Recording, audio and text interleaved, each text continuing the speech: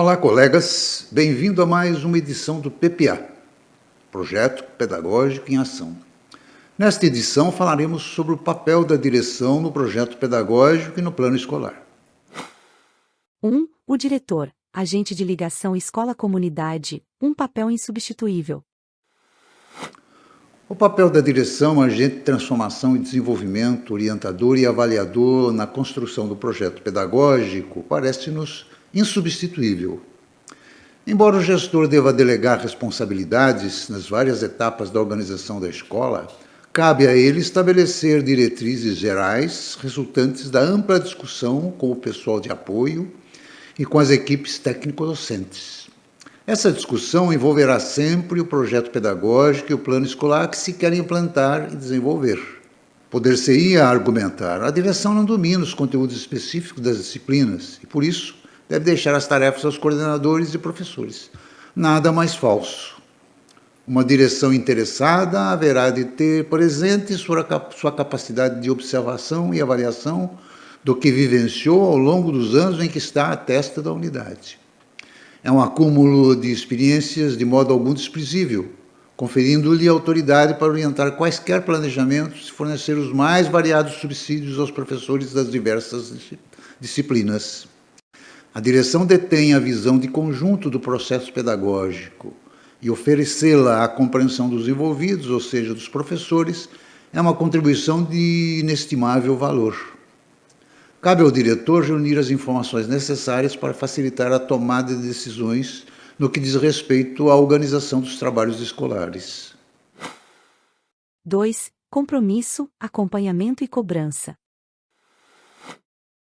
A primeira questão que nos vem à mente ao tratarmos da construção do projeto pedagógico da escola e da Semana do Planejamento, sempre enfatizada, é a que se refere ao compromisso. Projeto pedagógico e planejamento, alguns terão validade se os envolvidos não se propuserem a cumpri-lo integralmente. Mas esse cumprimento somente será possível por meio de um acompanhamento e cobrança consensual, ou seja, com o qual todos concordam, diretor, coordenadores, docentes. Nada imposto autoritariamente. Assim, a primeira tarefa do corpo diretivo, em discussão com todos os professores e pessoal de apoio, será encontrar mecanismos que garantam o cumprimento de tudo aquilo que todos se comprometeram a realizar coletivamente ao longo do ano letivo. Sabemos como é difícil concretizar o plano de escola, tal a rotina e o marasmo que toma conta de alguns docentes passados algumas semanas do trabalho escolar, sem ativação das horas de trabalho coletivo. Diga-se, nem sempre possível, devido aos problemas de horário dos professores, entre os quais a falta de uma escola de tempo integral de 9 horas, poucas na rede pública estadual. Entenda-se o termo acompanhamento e cobrança no seu sentido educacional, ou seja, o de detectar problemas e propor soluções para resolvê-los, pelo diálogo honesto, democrático entre as partes, direção, coordenação e professores. Quanto ao processo pedagógico, parece-nos que esse acompanhamento e cobrança jamais poderá ter alguma eficiência sem que se tenham em mãos dados concretos resultantes dos objetivos e metas expressos no planejamento. Os mecanismos de acompanhamento e cobrança poderão variar de escola para escola, mas deverão basear-se sempre na documentação em todas as disciplinas, de tal forma que os responsáveis possam ter uma ideia do que está sendo realizado em sala de aula para cumprimento do projeto pedagógico e plano escolar. Em se levando a sério o acompanhamento e cobrança, não ocorrerão as constantes lacunas deixadas anualmente na aprendizagem dos alunos, quando os ciclos de estudo planejado pelo professor não se completam ao final do ano letivo. Nesse aspecto, quantos professores desenvolvem integralmente todos os conteúdos projetados no planejamento? Entendemos que o planejamento com todos os professores deve enfatizar os aspectos acima mencionados, inclusive objetivando esclarecê-los de que acompanhamento e cobrança não devem ser encarados como fiscalização e interferência, e sim a tentativa de um trabalho permanentemente reflexivo, quando for o caso, replanejado. 3. Os olhos da comunidade. De maneira geral, os questionamentos ao acompanhamento e cobrança refletem quase sempre a insegurança daqueles que os contestam, precariedade de atuação em sala de aula, inexperiência no trato com o alunado, autoritarismos latentes na relação professor-aluno que não se querem revelados. Achar que o acompanhamento e cobrança caracterizam intromissão da direção na seara do professor constitui ledo engano. Todos nós, diretores, professores, funcionários, somos permanentemente avaliados. Os olhos da comunidade estão voltados cotidianamente para a nossa atuação. O julgamento dela é implacável, embora muitas vezes não se expresse em palavras, mas pelo carinho ou desprezo que nos devota a comunidade escolar. Quem os desconhece, os méritos do gestor ou do professor competente e dedicado, ou as precariedades dos omissos e desinteressados, não é à toa que os problemas de disciplina e aproveitamento em sala de aula são tênues ou mesmo inexistentes quando o docente prepara as aulas motivadoras, cria um ambiente de respeito e solidariedade, explodindo às vezes em níveis críticos nas aulas rotineiras e desinteressantes. Portanto, a sala de aula emite sinais inequívocos que voam pelos corredores e chegam aos ouvidos. Para alguns, o fácil é agir como os avestruzes. É exatamente para impedir chegar-se a extremos negativos que o trabalho deve ser acompanhado e cobrado. Será essa uma das formas de promover os docentes, auxiliando-os em suas deficiências em sala de aula por meio de ações corretivas, possível nas horas de trabalho coletivo ou individualizado, levado a efeito pela coordenação. 4. Diretrizes fundamentais. Muito tem a falar a direção sobre as diretrizes gerais para cada disciplina, e não o fazendo, haverá uma tendência para o afrouxamento, tanto nas propostas como na execução, com o consequente descumprimento delas. Tomemos inicialmente algumas questões relacionadas à língua portuguesa. Seria possível um curso minimamente produtivo sem que o alunado fosse estimulado a leituras formais e informais ao longo do ano? Sem que o alunado seja levado a elaborar frequentes redações discutidas e corrigidas com a classe? Sem que o alunado seja levado a compreender as ideias principais de um texto literário, entre outras ações relevantes vinculadas a essa disciplina? Quanto às ciências físicas e biológicas, devem a direção e professores conformar-se com o estudo teórico dos conteúdos que às vezes se fundam nos textos didáticos, incluindo neles até mesmo experiências prontas? Em quantas escolas existem laboratórios de ciências? Quantos encontros desativados pela falta de materiais que deveriam ser fornecidos pela SEDUC? Ou mesmo criá-los nas unidades escolares que não os possuem? Dentro da estrutura das escolas públicas estaduais, impensável nos dois casos, posto que muitos desses laboratórios que outrora existiram foram transformados em salas de aula, assim como extintas bibliotecas. O produto da aprendizagem do método científico não deveria normalmente ser apresentado ao final de um ciclo de estudos numa feira de ciências? Não seria esse evento oportunidade de os alunos demonstrarem a aprendizagem dos conteúdos significativos dessa disciplina? Quantos professores dão-se realmente a esse trabalho e quantas escolas o realizam? Que preocupações absorvem os professores quanto às descobertas científicas cotidianas noticiadas pelos meios de comunicação? De que maneira veiculam essas informações em suas aulas?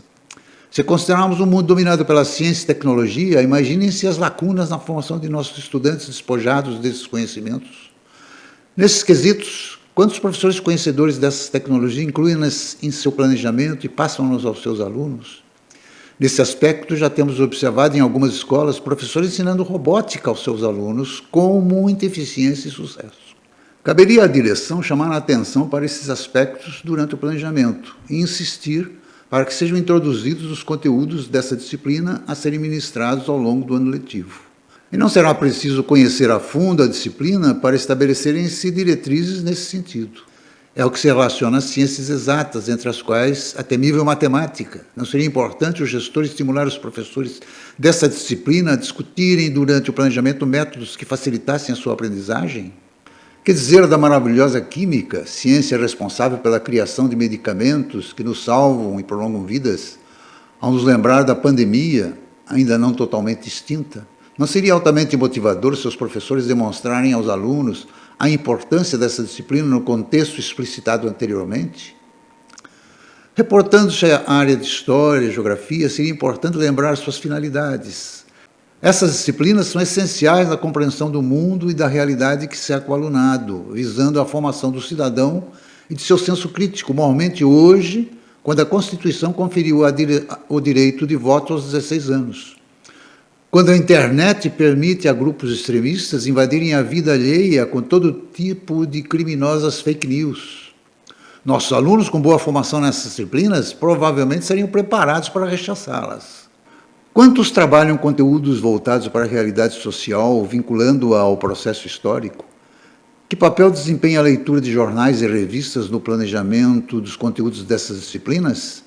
Sobre educação artística, deve a direção, ao elaborar suas diretrizes, lembrar aos profissionais da importância de o alunado ter o contato com as grandes criações da humanidade, no campo das artes plásticas, da música erudita e popular, do teatro, coordenando seu trabalho com áreas de português, história, por exemplo. Deve estar no centro das preocupações da escola planejar ações que valorizem a arte. Uma formação intelectual da qual a arte esteja excluída é o caminho mais curto à insensibilidade e à desertificação do conhecimento. Se existirem professores e alunos especializados em teatro, em instrumentos musicais, pintura, escultura, impõe-se explorá-los no sentido de darem a sua contribuição. E quantas escolas não os possuem?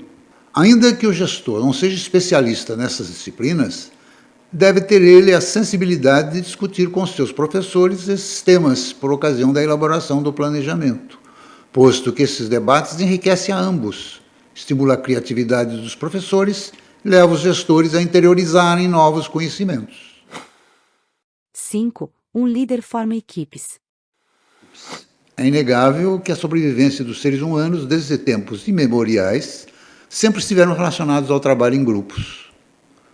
Na escola, o trabalho em grupo de professores e alunos também se mostra imprescindível. Uma equipe bem formada pode diferenciar-se. Para a formação de equipes, há alguns princípios básicos a serem considerados. O gestor saber dirigir, motivar, treinar e delegar. Numa equipe bem formada, será preciso que todos os componentes se sintam donos dela. O desejo e a necessidade de dirigir precisam estar calcados em um princípio básico. Não basta dirigir a equipe, será preciso que ela queira ser dirigida. Elogiar faz bem, o açúcar leva mais longe que o vinagre. Motivar é algo que podemos fazer começando por nós mesmos. Outro cuidado que o líder diferenciado deve ter é oferecer ao grupo um apoio construtivo. O gestor líder sabe delegar e sabe fornecer informações de duas maneiras, fazendo perguntas e dando orientações. 6. A questão metodológica. Alguma coisa a direção tem a opinar sobre as metodologias atualmente empregadas nas diversas disciplinas e atividades.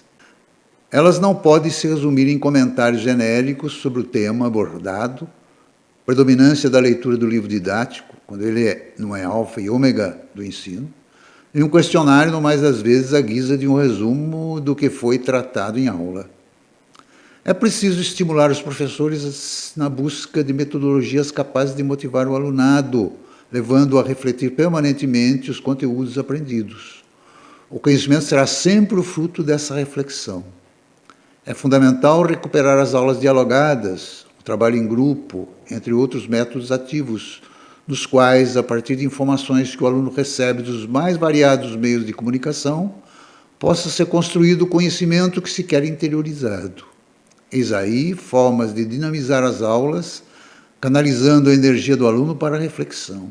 A direção que se dá ao trabalho de examinar o caderno dos alunos ao longo do ano perceberá quão caóticos muitos deles se apresentam.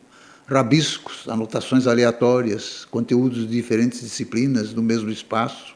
Enfim, a confusão generalizada. Se faz importante professores prepararem um roteiro para suas exposições, orientar os alunos quanto às anotações de aulas, elaborarem com a classe sínteses ao se concluírem determinados temas em estudo, o que muito os ajudará a se organizar e documentar-se. Orientar o aluno a produzir uma documentação coerente com o que aprendeu é obrigação de qualquer educador.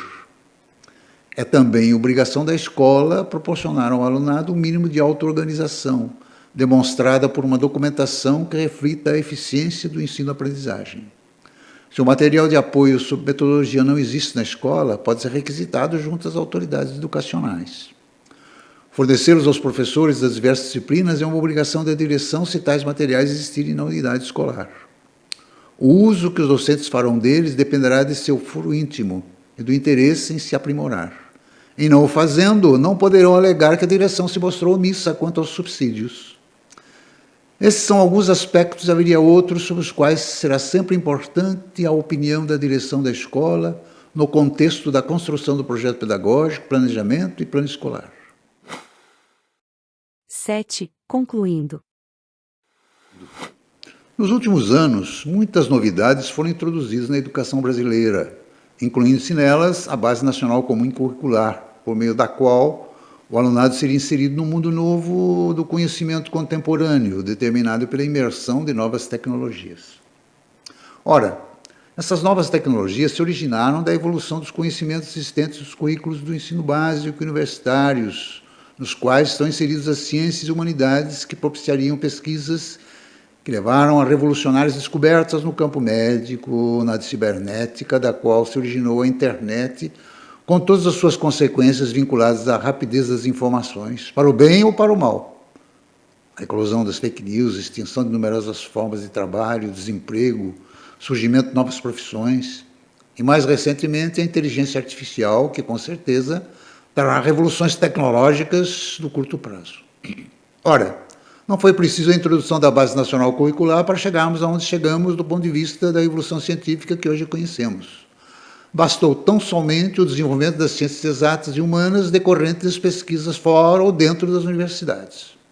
O fato é que a Base Nacional Curricular Comum produziu reformas educacionais, momentos a do ensino médio, que, sob muitos aspectos, prejudicou profundamente a aprendizagem do alunado em muitos estados, com a introdução dos tais itinerários formativos, Inova, eletivas, projeto de vida, Novotex, parafernália que acabou por reduzir as disciplinas essenciais, normalmente matemática e língua portuguesa, em prejuízo da formação do nosso alunado do ensino médio. Por tudo isso, é que precisamos voltar ao feijão com arroz, ou seja, a construção do projeto pedagógico das escolas totalmente esquecido na falsa modernidade educacional, que vem sendo implantada na combalida educação brasileira. Obrigado, colegas. Até a próxima edição do PPA.